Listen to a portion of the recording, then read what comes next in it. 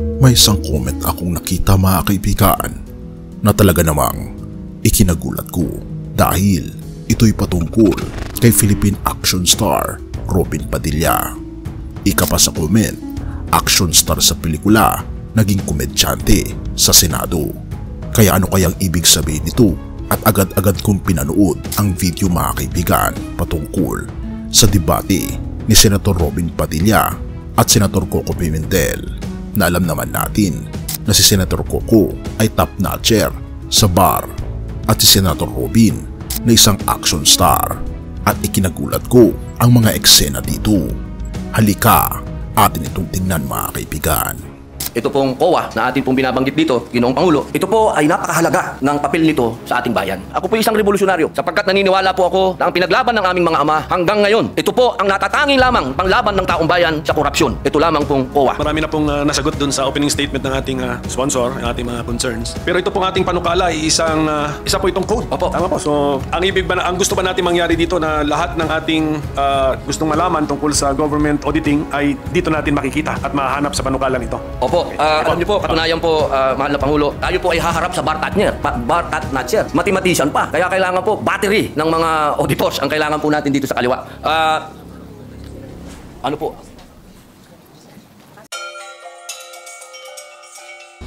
Bago natin ipagpatuloy kaibigan, siya nga pala ang Great Controversy, na isa sa mga pinaka-kontrobersyal na libro dahil tumutukoy ito sa mga propesiya sa libro ng Daniel at Revelation na nagaganap na sa panahon natin ngayon, bago ang pagdating ng ating Panginoong Diyos ay pinamimigay na namin ng libre sa pamamagitan ng PDF. At ito ay nasa limited lamang na panahon, kaya i-click mo sa description sa baba upang ma-avail mo kaibigan ang napaka-importanteng libro ito na magbubukas sa iyo sa mas maliwanag mong hinaharap. Purihin ang ating Panginoong Diyos at tayo magpatuloy. Alam mo ba yung eksenang hindi mo inaasahan? Yung tipong hala, totoo ba to? Ganyan ang nangyari kamakailan sa Senado. Pero teka, bago tayo dumiretso sa juicy details, sagutin mo to. Kung ipapasalang sa matinding debate ang isang action star laban sa isang bar top-notcher na veteranong senador, sino ang mananalo? Mukhang obvious ang sagot, di ba?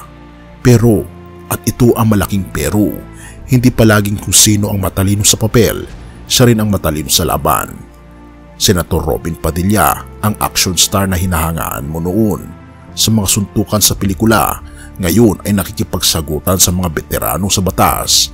At oo, hindi lang ito basta sagutan, debate ito, harapang balyahan ng idea. Pumasok si Robin Padilla sa Senado bilang baguhang mamabatas. Wala siyang law degree, wala siyang background sa malalim na legal na usapan. Pero, at ito na naman tayo, siya ang chairman ng Committee on Constitutional Amendments. Ibig sabihin, hawak niya ang komite na may kinalaman sa saligang batas ng Pilipinas. Medyo mind-blowing, diba? At dumating ang isang eksena na tila hinugot sa pelikula. Nakipagdebate siya kay Senator Coco Pimentel. Pero sino si Pimentel? Isa lang naman siyang bar top-notcher at isa pang pinakamatalinong senador pagdating sa batas. Ibig sabihin, para kang nanonood ng laban ng isang baguhan kontra sa isang batikang chess grandmaster. Pero, at ito na naman, hindi lang ito simpleng debate. Nagsimula ang sagutan, matalas ang logic ni Pimentel, pero determinado si Robin. Ang pinag-uusapan, ang patungkol sa COA. Pero hindi lang usapin ng batas ang nangingibabaw. Ang personalidad ni Robin mismo ang nagdala ng aliw sa mga nakasaksi. Atin itong panoorin, mga kaibigan. Ito pong COA na atin pong binabanggit dito, Ginoong Pangulo, ito po ay napakahalaga ng papel nito sa ating bayan. Kung titingnan po natin sa 1987 Constitution, napakalaki po ng papel ng COA. Medyo mahaba-haba po ito. Lahat po ay sako ng COA, Ginoong Pangulo. Ngayon, meron lang po tayong pinagdadaanan na, siyempre po, sa takbo po ng panahon, mahal na Pangulo, pagka binalikan po natin ang kasaysayan, ako po ay talagang punong-puno ng kaligayahan sapagkat ang tatay po ng ating pinunong minorya at ang tatay ko po ay magkasama. Sila po ay magkasama nung panahon ng revolusyon. Kaya ito pong pinag-uusapan natin ay parang continuation po ito kung ano ang pinaglaban ng aming mga ama. Kaya ako po, mahal na Pangulo, hindi ko po sinasabing ako po ay eksperto, hindi po ako magaling sa batas, hindi din po ako mathematician, politician, hindi din po ako auditor. Ako po isang revolusyonaryo sapagkat naniniwala po ako na ang pinaglaban ng aming mga ama hanggang ngayon, ito po ang natatanging lamang panglaban ng taong bayan sa korupsyon. Ito lamang pong COA. Maraming salamat po, Ginoong Pangulo. At ito ang nakakamangha dahil naging parang komedyante si Senator Robin sa talakayan dahil humihingi siya ng idea sa kanyang mga assistants. Panoorin pa natin ito. Salamat po at marami na pong nasagot dun sa opening statement ng ating sponsor, ng ating mga concerns. Pero ito pong ating panukala ay isa po itong code. Opo. Tama po. So, ang gusto ba natin mangyari dito na lahat ng ating gustong malaman tungkol sa government auditing ay dito natin makikita at mahanap sa panukalan ito. Opo, alam niyo po, katunayan po, mahal na Pangulo, noong nagsagawa po kami ng pagdinig, napaka eye-opener po. Sapagkat marami po talaga na hindi naman nasasaad sa batas, pero kanila na po itong isinasagawa at ginagawa na po nila. Ang kailangan po natin ngayon na Ginoong Pangulo, maging batas po para mas lalo pong maging masabi pong matalim ang kanilang ipin po. Pero yung mga sinasabi po nating existing practice na ngayon na ginagawa nila ay ano po ang legal basis nun? Opo. Kasi ito ba, siyempre bago nila ginawa yan, kinover muna nila sarili nila ng ano ba tawag, circular ba? Opo, circular. O, sige. Ano po ang legal basis ng Commission on Audit para sa kapangyarihan nila sa pag-issue ng circular? Opo, napakaganda po ng tanong ng ating pinunong minorya. At yan po, alam niyo po, dito po sa aking kaliwa, kung titingnan niyo po, dahil ang sabi ko po sa kanila, Ginoong Pangulo, tayo po ay haharap sa bar Tatner, mathematician pa. Kaya kailangan po battery ng mga auditors ang kailangan po natin dito sa kaliwa. Ano po? Serious statesman o accidental entertainer. Depende yan kung paano mo titignan, pero isang bagay ang sigurado. Kahit anong mangyari, may eksena si Robin sa Senado na hindi mo basta-basta malilimutan. Atin pang panoorin ang debating ito. Yung legal basis na yun ay ano sa Section 2 ng Konstitusyon. Opo. Sa yung susunod, mas importante rin po. sige po, basahin ko na po. Baka kasi English baka may Tagalog kasi dito. Meron kasi Kaya nga po, ang ating konstitusyon actually ay nakabandato diyan na merong Tagalog version ng ating konstitusyon. Sige po, pwede po natin Tagalog sana para maintindihan ng ating mga kababayan, no? Masyado akong spoken in dollar. Tuloy ko muna po sa English. Sige po. Due to insistent public demand. Kawikaan 17 verse 27. Ang taong may kaalaman ay maingat sa pagsasalita at ang pangunawa ay mahinahon. Sa mundo ng politika, kaibigan, lalo na sa mga debate, madalas nating nakikita ang sagutan ng mga tao na may mataas na pinag-aralan at nang walang formal na training sa batas.